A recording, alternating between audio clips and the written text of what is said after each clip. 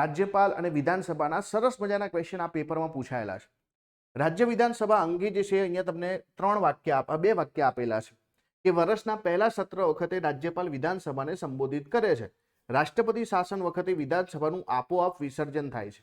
તો પહેલી વસ્તુ અને બહુ સરસ મજાની વસ્તુ અહીંયા સમજવા જેવી છે કે જ્યારે પણ આપણે રાજ્ય વિધાનસભાની વાત કરતા હોય તો વિધાનસભાની વાત કરીએ કે સંસદની વાત કરીએ તો આપણે જાણીએ છીએ કે જનરલ ઇલેક્શન પછીનું જે છે ફર્સ્ટ જે છે સેશન અથવા તો જે છે કોઈ પણ જે છે વર્ષનું, બરાબર, એટલે કે કોઈ પણ વર્ષનું જે પહેલું સેશન છે, ફર્સ્ટ સેશન છે, એના પહેલાનું સંબોધન હંમેશા કેન્દ્રમાં જે છે રાષ્ટ્રપતિ કરે ને રાજ્યની અંદર આપણા રાજ્યપાલ કરે. તો વર્ષના પહેલા સત્ર વખતે રાજ્યપાલ વિધાનસભાને સંબોધિત કરે છે, બિલકુલ જે છે સાચું છે. એ જનરલ ઇલેક્શન પછીના પહેલા સત્રને પણ કરે અને સાથે સાથે જે છે વર્ષનું પહેલું સત્ર છે એના પહેલા સંબોધન કરે.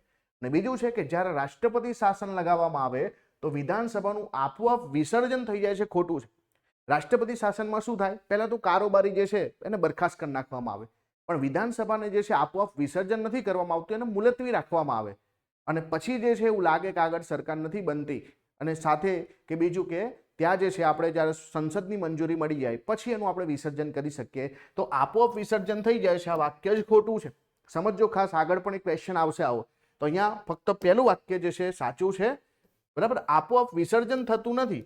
અને ઘણી વખત એવું પણ પૂછે કે ચાલુ રહે છે, તો ચાલુ પણ નથી રહેતી અને આપણે શું કહીએ છીએ? મુલતવી રાખીએ છીએ કે ભાઈ બધા અત્યારે ઘરે જતા રહો, બરાબર, બોલાવવામાં આવે પાછા તો આવજો, નહીં તો જે છે બરખાસ્ત કરી દઈશું તો ફરીથી ચૂંટણી લડીને આવવું પડશે. તો મુલતવી રાખવામાં આવે, બરાબર, પણ ચાલુ રહે એ પણ ખોટું છે. આપોઆપ વિસર્જન થાય છે એ પણ ખોટું છે. તો અહીંયા જવાબ આવશે ફક્ત 1.